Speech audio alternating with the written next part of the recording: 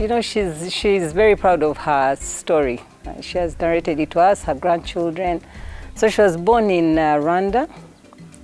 She was one of, I think, 13 or 14 children. I forget the number. There are so many. And I think they left Rwanda sometime in the 60s during a war, and they came to Uganda as refugees. Joan akiri umukobwa mutoya, yari umukobwa mwiza cyane cyane uturuta n'ubwiza, noneho akamenya kuririmba no kubyina. Papa wacu yabona abashyitsi baje, akamuhamagara ati mwana wanjye, ati ngwino ubyinira aba bantu. Akaza noneho agahagarara imbere y'abantu agaterura agatete atya, agasigarana agakariso. Akabyina agira atya, ndi igiteye pasi igikobwa cya Pahuro. Ahindukira abereka ikibuno abereka imbere. Uko yameraga rero, yaturushaga kuvuga rwose no gukina. Joan nicyo muziho, kuva turi abana twari hamwe, twaragendanye duhunga, tujya mu byaro gusaka ibyo kurya, guhaha ibidutunga. Joan twabaga turi hamwe, naho dushakiye twakomeje kubana, nebise no mu bihe byo kuba twembi turi abapfakazi twari kumwe, dufatanya, dusangira icyo dufite, tujya inama, twumvikana. Yabaga afite ahantu agiye nk'iwacu bamutumye ahantu, aho yacaga mu nzira abantu baravugaga ngo uriya mwana ngo ni uwa Pahuro Mbwigire, abandi ngo areka ngo ni uwa Gasaruhanda avuga umutware, ngo kubera ko ari mwiza, yari mwiza cyane. I met Kakwenzire during our undergraduate years at Makerere University in the 70s. She was a beautiful girl, very rare in Makerere at the time. Makerere was not renowned for beautiful girls, so Kakwenzire used to stand out very much.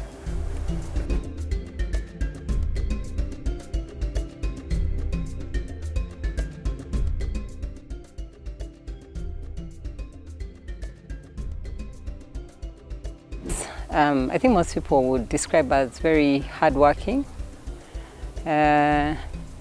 She's very passionate. She's passionate about something. Everyone gets to know. I admire it about her, but I don't think I have the perseverance she has, really. This lady can push something for 20 years, even making some big losses, and she comes back, she rebounds, she does it, never to give up. She's soft-spoken. She's real. But most so if you see her for the first time, maybe you would think she's one of these arrogant people who sit and never works, but she's a hard worker. Sometimes I forget that she's my mother-in-law.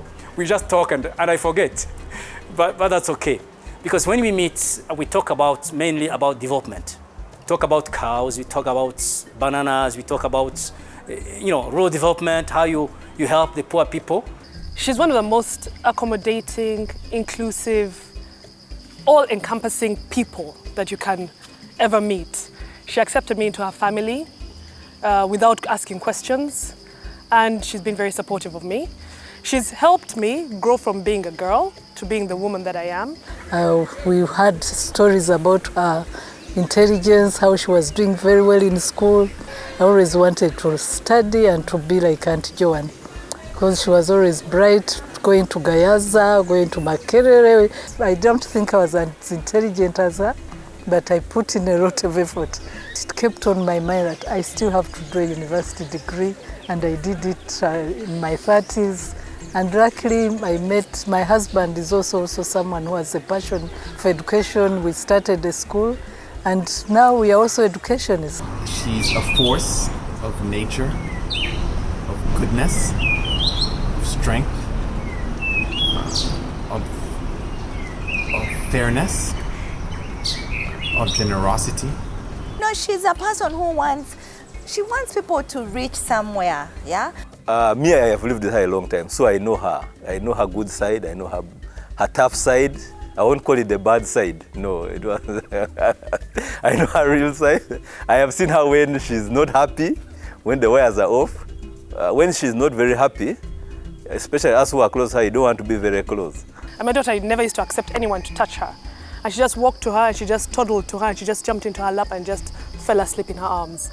And I thought that was the sweetest thing ever. She will connect with anyone. For her, she says, my spirit connects with people. When you're doing something right, she'll cheer you. If she's not happy with you, you'll know it. If she's happy with you, you'll know it, you know.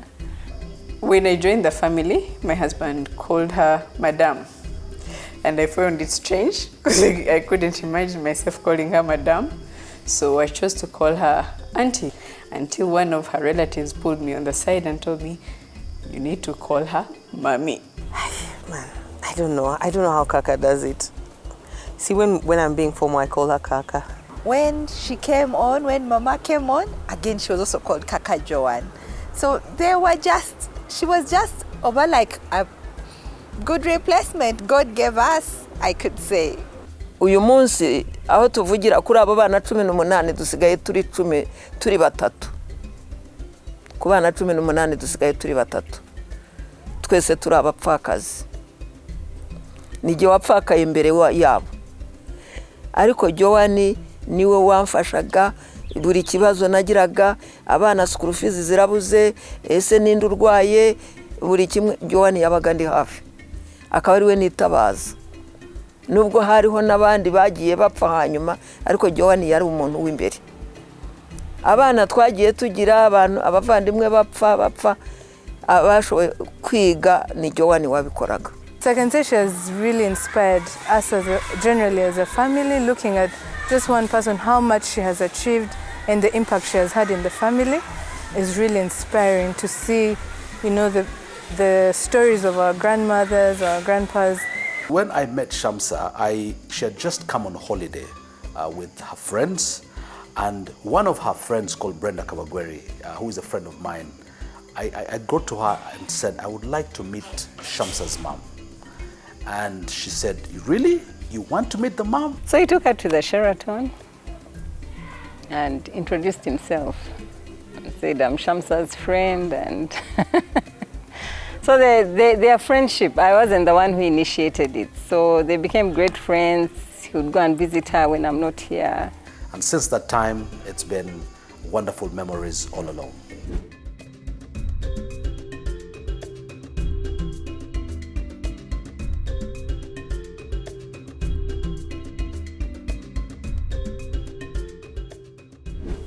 Have you met Shamsa? Jesus Christ. Such a replica. Even Shamsa. Shamsa really hates frills and telling lies and sugarcoating. That's how the mom is. They just are the same. First of all, raising up twins is not easy. And for them to come out the way they have come out, Eddie and Shamsa, very responsible. Makobere is now a farmer. Makobere is an economist. Very hard to. Makobere is serious. Now here I was a male child, the only male child, trying to find myself, trying also to carve out my domain. And she really took long to understand that. So I must admit, once in a while we disagree on a few things. I go to do my things, but sometimes the world humbles me and I come back and we sit now and we discuss things better. Kitam is amazing, almost soft-spoken, but she's real, and they really are. They can be a talkative family. Yeah? I think they are a proper representation of that mix of JK. A parent can do all that is required to be done, but the children have also managed to not to disappoint her, to have responsible jobs, to have families. To me, they have paid back for the investment that the parents have put in them.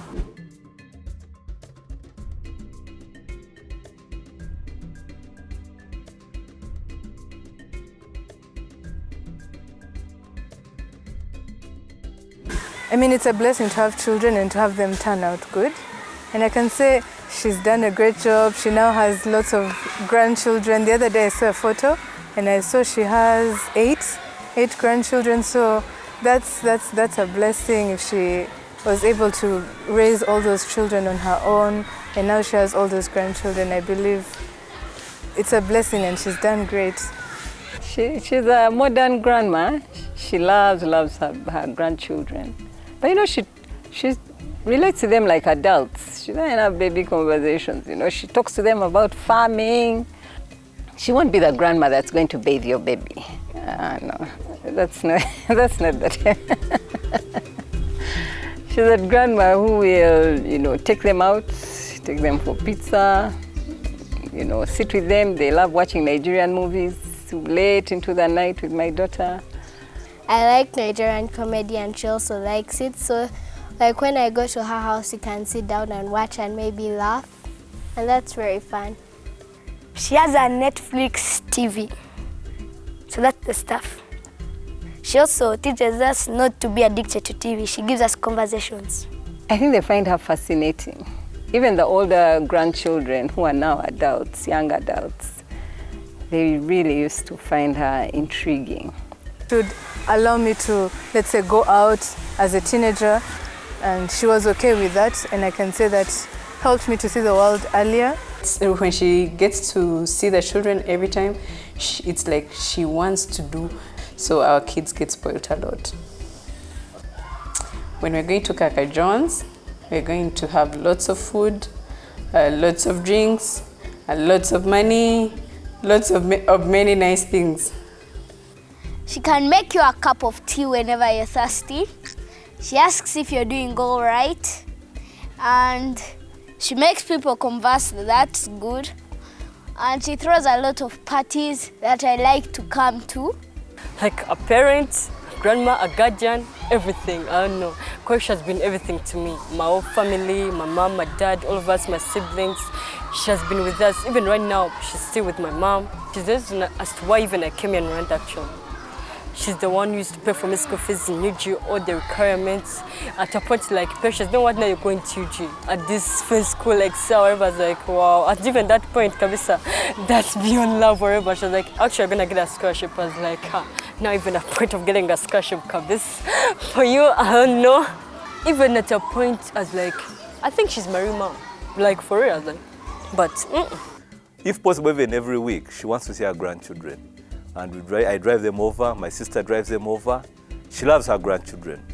I think that's one of the things that gives her delight in this life.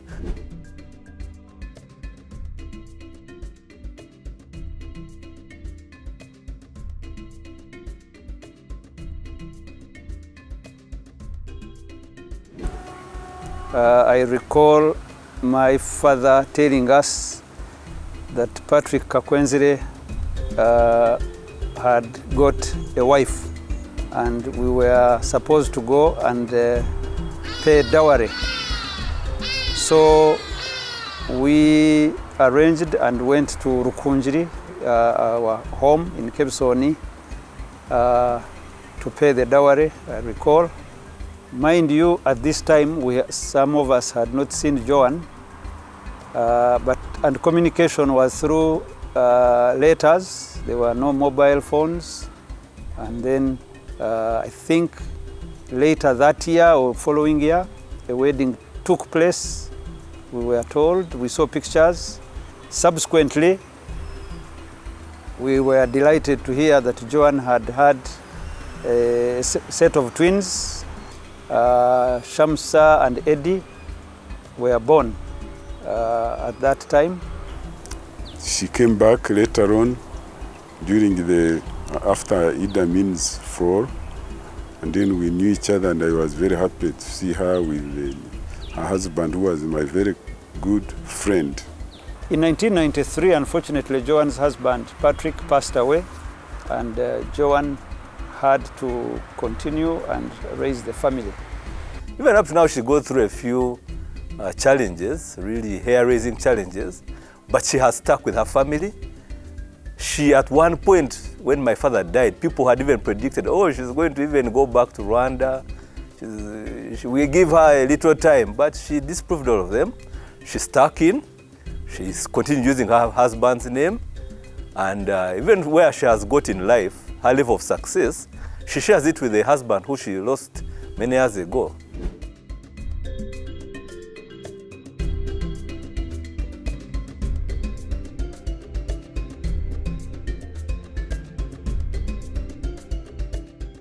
She's always telling us the story of her journey into motherhood.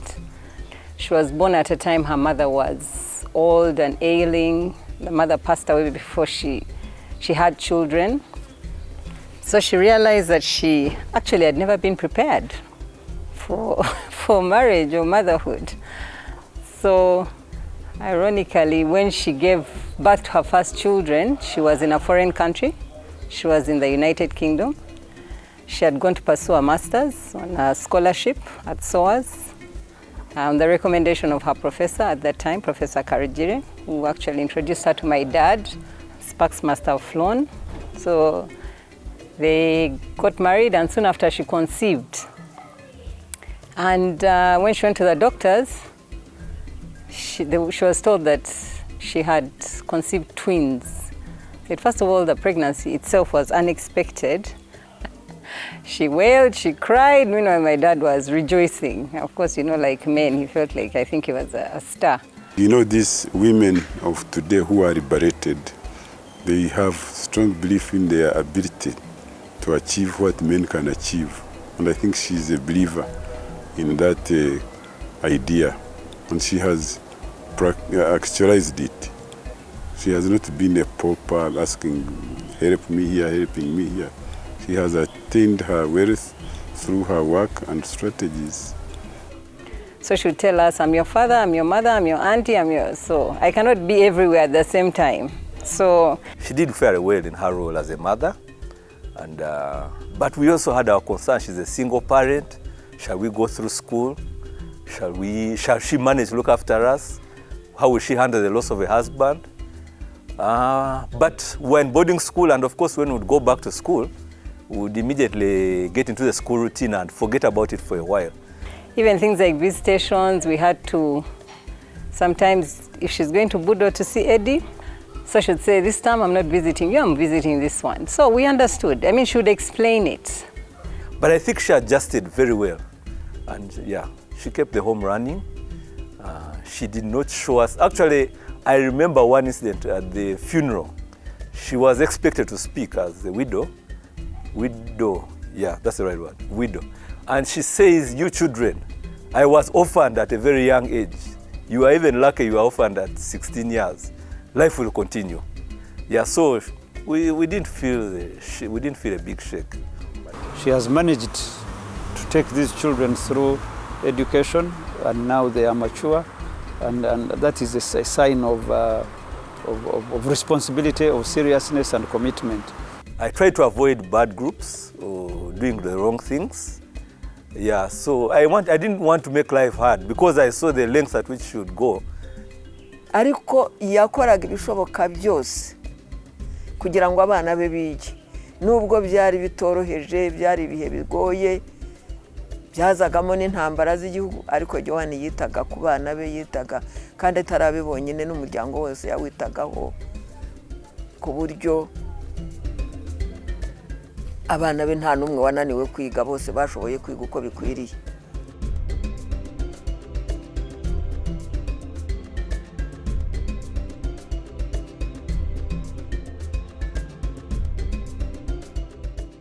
Joan, our birthday baby today, joined the Uganda, was appointed by His Excellency the President as one of the commissioners on the Uganda Human Rights Commission, which was chaired by Justice Haggai Oder. And as you all know, that commission did commendable work in its time. And I think given her history as a refugee, I think it resonated with her work on the Human Rights Commission. She did it so passionately and should be very, very emotional about the stories she had. And later on, I think the other what she was doing, maybe research and the other agencies she worked with until she became a presidential advisor and on poverty alleviation. They advised the president on the right thing to do for the country, I think. She has even told me she works in parliament. She advises the president.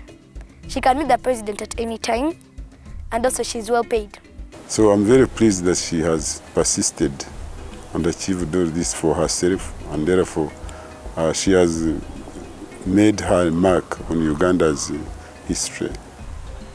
Even the trust, I should say, the president has for her, because keeping around for that long and actually working, it takes a lot of, it takes someone to have a lot of integrity. Is that once she writes a document, it will not be doubted, and most likely it will be taken wholesomely as it is, and the recommendations she makes will be taken wholesomely, nothing left behind. That means her employers really trust her and trust the kind of work she does. Joan akoze yitanga cyane. Iyo bamutumye gukora umurimo runaka, uko bavuze niko awukora. Niba bamuhaye amafaranga ngo aya nayo gufasha abaturage kuri iki niko agenda. Of course, when you are in a position she's in, once in a while there might be a query somewhere, but she's been scandal-free. Yeah. I've had a chance of going to one of the villages she worked as a model farm. If you see the people she works with and the way they relate with her, that would show you exactly what type of a person she is. To welcome her, they see her car, they come closer to her, she welcomes everybody, poor, dirty, what she has dealt with, she has lived with them, they have been her people. She has tried to build them, she has brought people to work with them, NGOs to help them. Some Bazungus, one time they came and made small hospitals, some, I don't know whether you would call them hospitals or clinics. Ebintu abikola mu kwagala ensi ye. Ayagazisa abantu ensi yaabwe okusinga okuva mu rural areas agende mu abroad. Era yemu ku business gyensuubira nti mu Uganda akikutte na bwegendereza nnyo, mbanga mwegendereza nnyo ate abikwata mpola. She pays attention to detail in a way that is less credited or recognized by most of the people around her, maybe because she talks in a very majestic way and slowly. She taught people how to fish. She wasn't feeding them fish. And in all this, she was giving credit to His Excellency. She's also done businesses on the side. I mean, name it when we were young. If it's Chikubo trading, she did it. At some point, she even had a butchery. That, you know, the lines are blurred between whether it's a job or whether it's her passion. Like in terms of character and vision, once she made up her mind about something, whether 99% of her household, her town or country doubts it, if she instinctively believes that this is the right thing, she will give it a go unreservedly. She taught us to be strong and to know that we could actually break barriers, you know, as women, and we could do whatever it is that we put our minds to, as long as we remained happy and, most importantly, with integrity. She's been relaxed doing it, you know, she has demystified politics for us.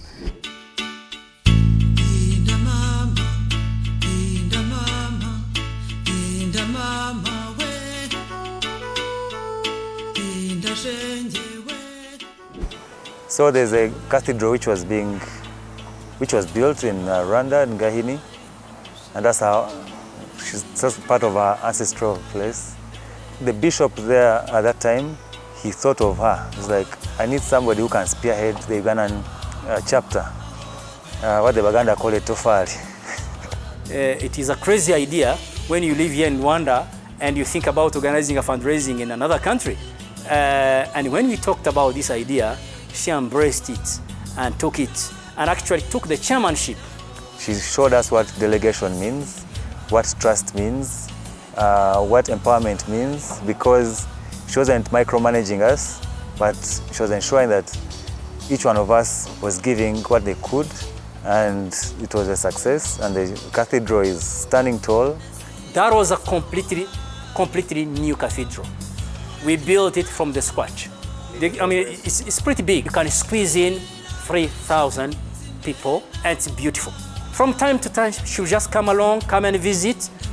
Ubundi rimwe yaje Kigali ahura n'umwana w'umuhungu yafashije mu byo kwiga avuye mu Bungereza baraganira amuha amadolari sinzi umubare wayo ariko icyo yakoze yaragiye agura cement. He said, "Where are you from?" She said, "From Gahini." He said, "To do what?" I said, "I'm taking sacks of cement to go to build a cathedral." This was Rwandese. He said, "I'm also contributing. You come all the way from Kampala and you bring the cement to Rwanda to build, and I'm here sitting." This man contributed 4 million Rwanda francs. For me, the most important thing wasn't the amount of money raised, but the willingness to do it, the way it was done, the visibility, the networking, you know, the energy around it. My goodness, it was amazing, amazing. That's where I said, yes, I'm being somebody who's very good in networking. I'm being somebody who's very strategic. Otherwise, we wouldn't have succeeded. The President Museveni didn't come himself, but he sent a representative and his contribution. You'll find very few people who are able to swing among the greatest of the nations and the lowest of the land.